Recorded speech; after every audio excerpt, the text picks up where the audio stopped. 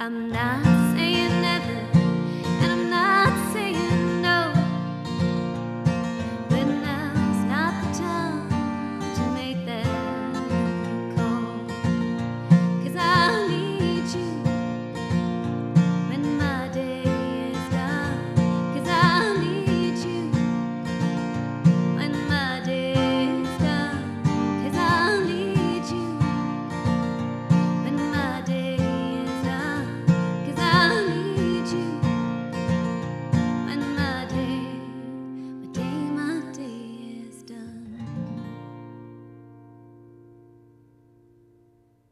So, coming up on the big interview this week, I'll be meeting a Meteor award-winning singer-songwriter from County Wicklow who signed her first album deal at the age of 12. She also signed to Sony Records and toured the world with people like Elton John. And it's great to have her in the studio today. Luan Parle, welcome back to Belfast. And I suppose the last time you were here was for the Big Buzz Irish Entertainment Awards. That's right. I think that was the last time I was here, which is a few years ago now. And those were legendary nights and legendary parties, weren't they? Absolutely. You know, a couple of my best nights were spent up here at those parties. And you actually won an award a couple of times at those nights as well, I didn't you? did. I won Most Stylish Female and Best Singer as well. So, yeah.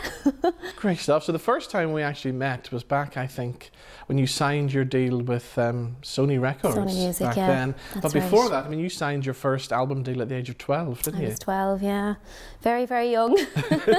I was just a kid who loved to sing, and I grew up. My dad was a musician, so there was always music in the house, and so he introduced me to a lot of different styles of music, a lot of different genres. But I think he was more influenced by American country music, so that's probably why it had a big influence on me as well. And so from the time I was kind of 11, 12, I had done the rounds of a lot of the TV shows on RTE, and one was the Late Late Toy Show, and another was Kenny Live, Pat Kenny Show.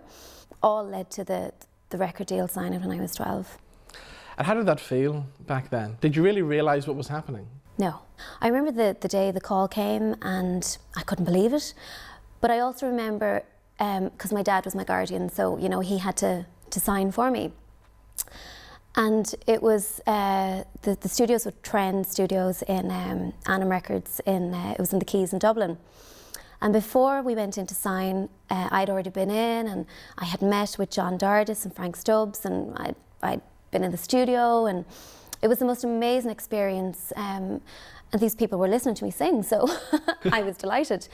But I remember one particular day, and that was the day that the signature was going on the paper. Yeah. And my dad walked up and down the quay, and I was a child, so I was like, what is, come on, Daddy, come on. What's going on? What are we waiting for? But like, I wouldn't have understood what the extent of what it was and like what it would have been like for him as a father. So I got to record an album, which was brilliant. It was done through the summer months, so I didn't miss a lot of school. But then what happened was the album went across to the Cannes Film Festival, and my album went to represent Ireland.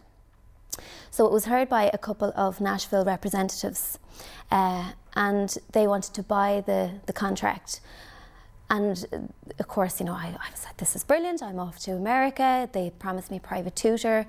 But that was when my parents had to sit down and they had a young family, my dad had a business, and really kind of think realistically, right, maybe we've let her go as far as possible at the moment, and then if she wants to do it later on in life, which is what happened. And it did happen. You then signed the big deal from Sony, which was when we first met, when you released When I See You Smile. When I See You Smile, yeah. It's a great song. Thank you. The Sony deal, how did that feel? Oh gosh, it was amazing. Yeah. And it wasn't really overnight, because when I went back to school after the Annam Records thing, and I was still playing with the band, so I was playing every weekend and I was writing songs, so I was still involved in music, and I knew that this was the career choice I wanted, my full-time job. So my dad always said, like, I'll help you when it comes to the time again, but get the exams and everything first. plan B. Good to have there. Then I started to write a lot of letters. I got a copy of Hot Press Yearbook for anybody that's like the Bible of the who's who in the music industry. And I wrote letters to everybody, and I actually came up to Ballymena to record a little EP that I sent out to everybody. Right. And it was Jimmy McCarthy that had recommended Paul McNeely. Yes, of was course. the producer's name. Yeah. Yeah. Yeah, because I worked with Paul when we did the Mullins No way, way back in yes. 1999, 2000. Yeah. Yeah, my gosh, small world. So it was that little EP then that went out to everybody, and I kept a diary. So I had this book, and I registered all the letters, posted all the letters I would send off, and I got loads of refusals, and but I kept going and until finally Hot Press wrote a tiny little article about it for me, and Hugh Murray, who was Sony's A&R guy at the time, phoned me, and he said, now I hadn't sent it to Sony, which was the irony of it. Maybe I thought that was just aiming a bit too high. Yeah. So Hugh, I'll never forget the day Hugh called me. I was in Wicklow walking around the seafront and feeling sorry for myself because nobody was answering my letters. He said, can I hear this EP and can you come up? And the deal was signed pretty quick then after that. So I celebrated my 21st birthday with Sony. Wow, and of course then things really took off. One minute you're performing with Elton John, the next minute you're on tour with James Blunt. It was a whirlwind, wasn't it? It was, and like that, I don't know if you really appreciate it all kind of when it's happening. Up to that point, it had just been my life, and it was kind of everyday life. I do remember sitting beside Elton John having dinner and having to pinch myself and go, oh my gosh, this is Elton John. Yeah, yeah. And he was so lovely and so normal, and it was always, Did he give you any advice? He never really gave me advice, no. No, he didn't actually. Simon Le Bon did though. Right, okay, yeah. I met Simon Le Bon in a studio in Battersea in London. And I went to make a cup of tea, and he was there having a pizza, and I nearly died. He was really lovely to me. And also that same day, I met Brian May, and he gave me some great advice. So we shared that pizza, and he was really, really lovely. And I think he said to me really just to kind of enjoy it all and not take it for granted, which really is kind of the thing to do because, And I remember speaking to you one time and you were like stepping on planes on and off from LA. Like you're just getting on a bus to Dublin or something. Weren't you? I was going over to London on a Monday morning at 3:00 in the morning and I was flying home on a Friday evening, getting home at 11, 12 o'clock at night, coming home for the weekend in Wicklow and then back to London again. Yeah. And then you got to write with some big writers in America, didn't you? I did. Billy Steinberg was one. Billy wrote some massive hits, Like a Virgin, Madonna, I Drove All Night, Cyndi Lauper, and massive, massive songs. That was a great experience to work with Billy. Bill Bottrell was another big one. He won Grammys and worked with Sheryl Crow on the Tuesday Night Music Club album. Gosh, he was just amazing to work with, and great to see somebody like that and be in somebody like that, in their company and kind of see how they do things. He records everything on tape. Right.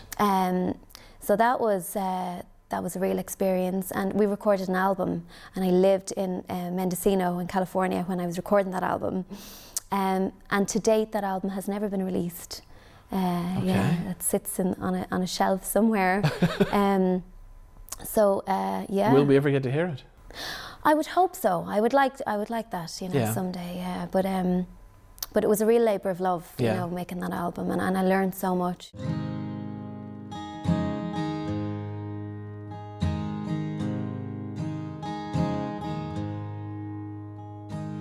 I've had to think of a way to survive since you said it's over and told me goodbye.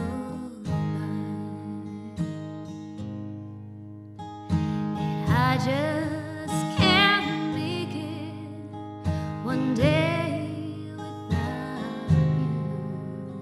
Unless I pretend the opposite's true. Rivers flow backwards and valleys are high. Mountains are level and truth is alive. I'm perfectly fine and I don't miss you. And the sky is green and the grass is blue.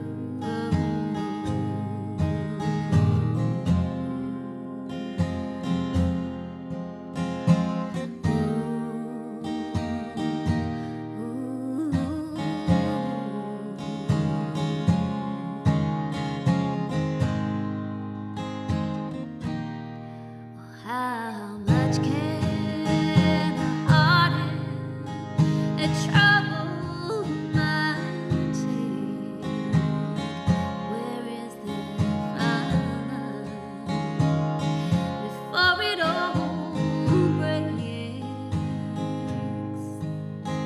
Can one end their sorrow just cross over it and into that room of insanity's bliss?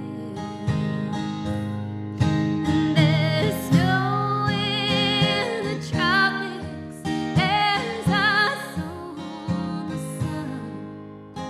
It's heartache, the heartache, and crying is fun. I'm perfectly fine and I don't miss you. And the sky is green and the grass is blue. And the rivers flow backwards and my tears are dry. Swans hail the water and eagles can fly. And I'm alright now that I'm over you. And the sky is green and the grass is blue. And I don't love you. And the grass is blue.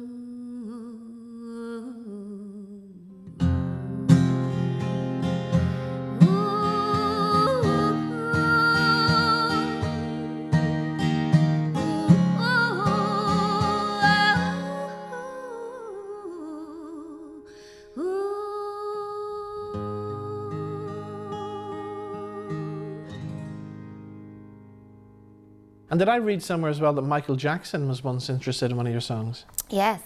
So the connection with Michael and Bill was that Michael worked for 7 years with Bill. Bill produced Black or White, an Earth song, and so they had a very long history. So Bill, apparently was working with Michael after I had been over there, and he played him some songs, and he loved Why Baby Why. Mm-hmm. And I remember this was another one, and he said he was going to record them. So I don't know, maybe he might have thrown down a version, which would be amazing to come across. Wow.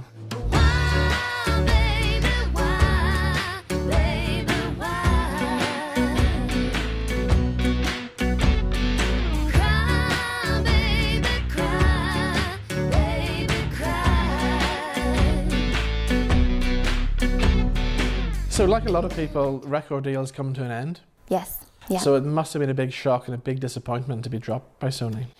Yeah, and it wasn't as straightforward. When I signed my second record deal with Sony, I then went on to sign the management deal, and that was owned by Elton John's management label, which was 21st Management.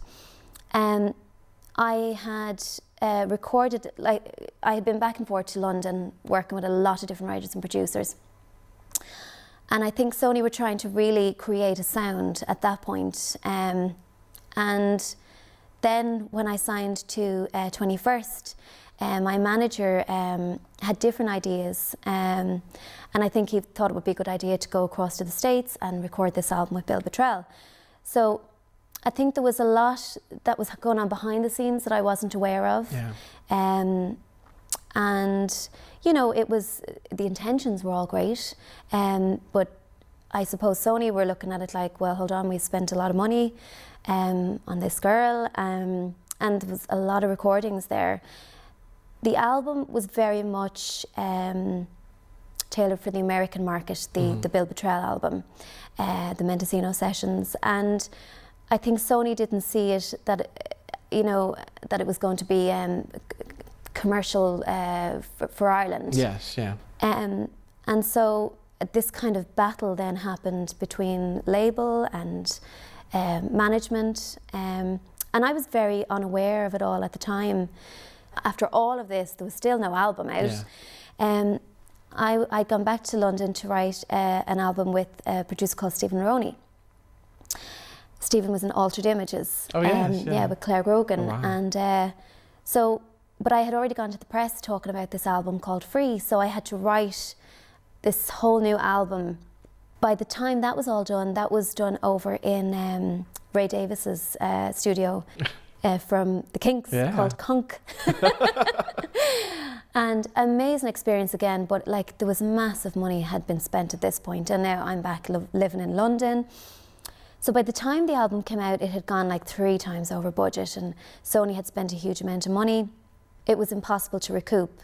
So album came out, a couple of months later I won the Meteor Award for Best Irish Female. And then I was called into the office to kind of say, well, look, we've no money left. So at that point, I was kind of going, I remember I was shocked. I was in absolute shock. Yeah. And my dad was with me. So I remember that day leaving the office, but I didn't, like, what do I do now? What happens now? And but I had made a deal with the MD, which was Annette Donnelly, because the album had come out and I had spent years now recording, and finally there's an album out, but here I am, and that's it. That can't be it. Yeah. So I asked if it was possible that I could release a single, pay for it myself from the album. I wasn't looking for anything financially, wasn't there anyway. Yeah. But just the support that if I could get a top 10 hit with a single, that they would put the album back in the shops, and I did that. That was Ghost. Oh, wow. So yeah. Which again is such a lovely song. Thank you. So it is, and the Irish radio industry really picked up on that song, didn't they? Yes, big time. Yeah, and yeah, the deal was that if I could get a top 10 hit. And it went in straight at number 10 in the first week of release, and then it was 3 months. So, yeah. Wow. So thank God. But I still had something to work towards. Yeah. It wasn't, I didn't see like, well, this is over, it's dead. But then it was okay. Well, look, this is a platform I've been given, and I just, that's it. We just keep going, and now that you're totally in control of everything, does that feel good? Absolutely. And essentially, it's turned you into a good businesswoman, hasn't it? Well, that's very true. Absolutely, yeah. There are times that I would, I would love to be able to just completely focus on the creative side of things and not have to deal with, the day-to-day kind of runnings of the business, which is, your booking gigs, your promoting gigs. When you come to release, an album or EP, there's so much to do. So you're looking after all the PR. Now I have great people around me and people I trust, but what the music industry now has changed so much as well that I suppose the role of a label is very different. Yeah. So I'm recording my new album at the moment, and what I would like to do is license it, you know, release it through a record label, but Yes. retain control myself of the album. But no, it's nice to be able to be in control in a sense that you can wear what you want to wear. Yeah. You know, you can eat what you want to eat. I mean, I know it sounds mad, but that's what it's like. You know, I remember being in the studio and somebody arriving in with a lovely big tray of donuts. I'm sure my little eyes lit up. But I wasn't allowed to eat those donuts. Yeah. Or I would go to dinner and my order would be, it would be ordered for me. My dinner would be ordered for me. You know, it very much is like that. And now as well, you're helping other singer-songwriters now as well, aren't you? You've got your online course, and I know you've been doing lots of workshops and stuff as well. Yeah, I do these songwriting workshops. It's something that I love to do, and you know, I didn't know where to turn. When I came out of the deal when I was 12, I didn't know what step to take next, you know, where do I go next? If I can pass a little bit on to young up-and-coming singer-songwriters as to, you know, how to get your music out there. And the thing about today is that it's so easy, you know, with social media, you know, it's a very tough business, and it's where you go from there and how you know, how you use that then to, I suppose, build a career. But it's something that I love to do, and touring, massively busy at the minute, touring all over. Last year was Finland, Germany, Slovakia. This year Germany is at the end of the year, and then there's a European tour, then there's Slovakia, and so busy times. And you're still getting that support from the radio industry as well. I see you popping up on all these radio stations all the time. Yeah, radio have always been very kind to me, and I have a lot of friends, I suppose, and I think that's the thing. It's years of building a relationship, and I love popping in, and I love having the chats and the cup of tea, and you know, and I think that's hugely important, you know, and I think it's important as well, and I do say it to younger singer-songwriters that if your song gets played on radio, say thank you. Yeah. You know, I'm so appreciative, and you know, it's and I think people like that, you know, people like to hear thank you, you know. Yeah. So when do we get to hear the new album then? Hoping to release around September. So I'm in the recording stages at the minute. But yeah, looking to kind of September time, yeah. Good stuff. And you must come back and play Belfast sometime soon as well. Absolutely, well overdue. Well overdue. Oh my gosh, this year definitely there's going to be a tour. Absolutely. I think maybe summertime. Yeah. Hopefully. Okay. Fingers great crossed. Stuff. Luan, it's been great talking to you. Thank you. As always. Thanks for having Thank you so me. much for Thank you doing very this. much. Thank you.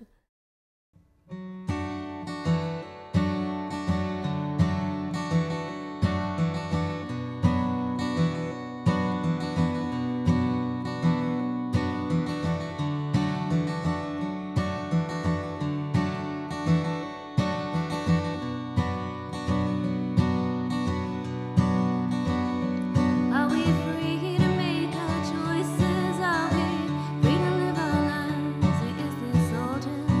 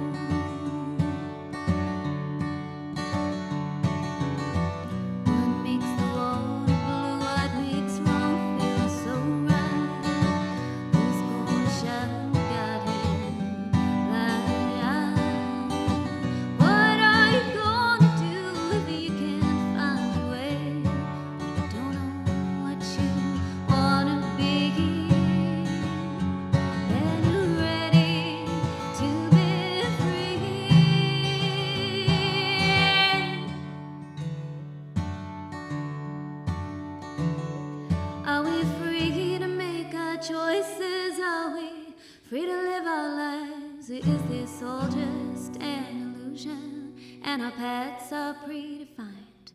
Do my choices make a difference, or is it only in my mind? Am I free to tell my story, tell the truth, or should I lie? 'Cause I